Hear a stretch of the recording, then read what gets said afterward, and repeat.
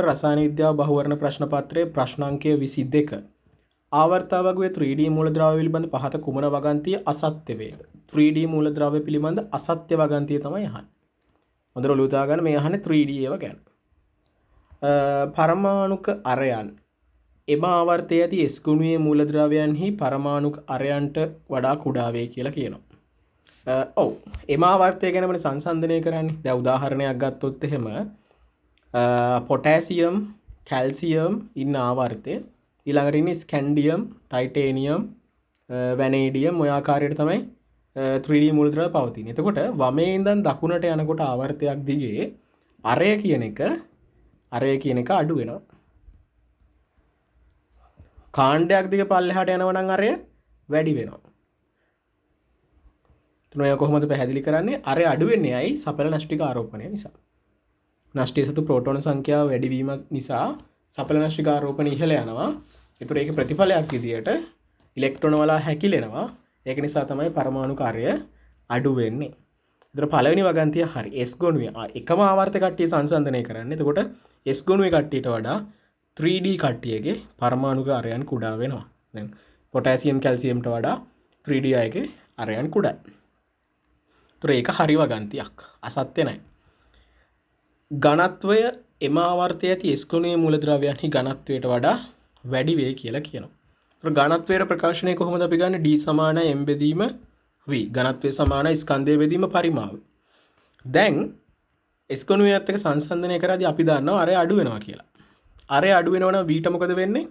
v කුඩා වෙන්න ඕන. 3D අයගේ v කුඩායි. පරිමාව කුඩා වෙනවා. ඒ විතරක් නෙමෙයි 3D අයගේ ස්කන්ධය වැඩි. මොකද ප්‍රෝටෝන සංඛ්‍යාවයි ඉලෙක්ට්‍රෝන සංඛ්‍යාවයි දෙකම වැඩි වෙනවා පරමාණුවේ තියෙන. එතකොට ස්කන්ධය වැඩි වෙනවා. මේ හේතු දෙකම නිසා ඝනත්ව මොකද වෙන්නේ? S ගුණයට වඩා ඉහළ යනවා. ස්කන්ධය වැඩි වීම නිසා ඝනත්වය වැඩි වෙනවා. සමීකරණය අනුව ඔයගොල්ලන්ට පේන්න ඕන. උඩ පදයේ වැඩි වෙනකොට Dත් වැඩි වෙන්න ඕන. පරිමාව අඩු වීම නිසා අරය අඩු වෙනවා. ඒක නිසා පරිමාව අඩු වෙනවා. පරිමාව අඩු වෙනවා කියන්නේ ඝනත්වය වැඩි වෙනවා. කියන්නේ යට පදයේ කුඩා වෙනවා කියන්නේ D කියන එක වැඩි වෙනවා කියන එක. හරිද? ඒක නිසා දෙවෙනි වගන්තියත් හරියට හරි. S ගුණයේ කට්ටියට වඩා ඝනත්ව වැඩි 3D අයගේ එකම ආවර්තය සංසන්දනය කරොත්. තුන්වෙනි එකේ කියන V2O5 CrO3 සහ Mn2O7 ආම්ලික ඔක්සයිඩ් වේ. ඔව්. ඒතර මේගොල්ලෝගේ ඔක්සයිඩ් ගැන අපි විශේෂයෙන් කතා කරනවා. වැනේඩියම් ක්‍රොමියම් මැංගනස්ගේ ඔක්සිකරණාංකය වැඩි වෙනකොට බාෂ්මික ස්වභාවයේ ඉඳලා උභයගුණී ස්වභාවයන් හරහා ආම්ලික ස්වභාවය වැඩි වෙන එක තමයි වෙන්නේ. ඔක්සිකරණාංක වැඩි වෙනකොට අපිට කියන්න පුළුවන් ආම්ලික ලක්ෂණ ඉහළ යනවා කියලා ලෝහවල. එතකොට මේ දීලා තියෙන්නේ වැනේඩියම්ගේ ධන 5 ඔක්සිකරණ අවස්ථාව. ඒතකොට යාගේ ඉහළම ඔක්සිකරණ අවස්ථාවෙන් හදන ඔක්සයිඩ් තමයි දීලා තියෙන්නේ. CrO3 කියන්නේ ක්‍රොමියම්ගේ ධන 6න් හදන ඔක්සයිඩ්. ඒ කියන්නේ යාගේ ඉහළම ඔක්සිකරණ අවස්ථාවට අදාළ ඔක්සයිඩ්. Mn2O7 කියන්නේ මැංගනස්ගේ ධන 7 අවස්ථාවට අදාළ ඔක්සයිඩ්. කියන්නේ යාගේ ඉහළම ඔක්සිකරණ අවස්ථාවෙන් හදන ඔක්සයිඩ්. තොර මේගොල්ලෝ ආම්ලික ඔක්සයිඩ් තමයි. මොකද ඔක්සිකරණාංක ඉහළ යනකොට ආම්ලික ලක්ෂණ ඉහළ යනවා. ඒතර මේක මතක තියාගන්න ඕන ඕගොල්ලෝ උභයගුණී වෙන්නේ මොනවද කියලා. ලියන්නත් අහන්න පුළුවන්. ඔක්සිකරණාංක ලියන්න, ඔක්සයිඩය ලියන්න, ආම්ලික බාෂ්මික ස්වභාව ලියන්න කියලාත් ප්‍රශ්නේ අහන්න පුළුවන්. ස්ට්‍රක්චර්ඩ් එකේ හරි එසේ එකේ හරි. ඒතර මේකත් හරි වගන්තියක්. ඔක්සිකරණාංක වැඩි වෙනකොට ආම්ලික ලක්ෂණ වැඩි වෙනවා ලෝහවල.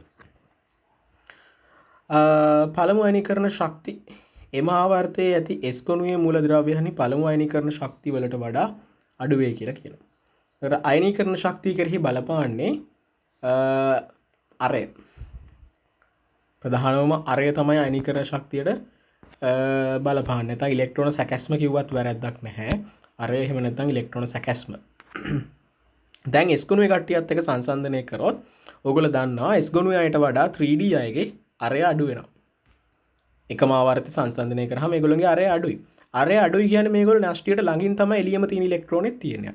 කියන්නේ S ගුණයේ කට්ටියත් එක්ක සංසන්දනය කරොත් S ගුණයේ අයට වඩා 3D පරමාණුවක් ගත්තොත් එහෙම යාගේ එළියම තියෙන ඉලෙක්ට්‍රෝනේ තියෙන්නේ අර න්‍යෂ්ටියට ලං වෙලා නැත්නම් න්‍යෂ්ටියෙන් ඒකට තියෙන ආකර්ෂණය ටිකක් සාපේක්ෂව වැඩි.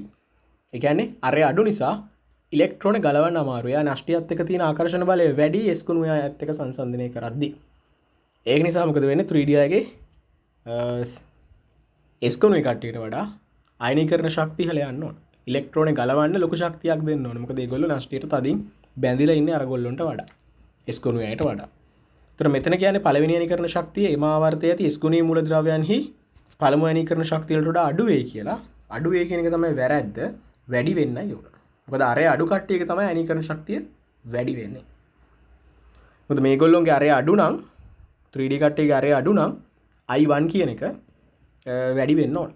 මොකද ඉලෙක්ට්‍රෝන ගලවන්න ටිකක් අමාරු වෙන්න ඕන. අරේ අඩු නිසා. නෂ්ටයට ටිකක් ළඟින් තියෙන්නේ.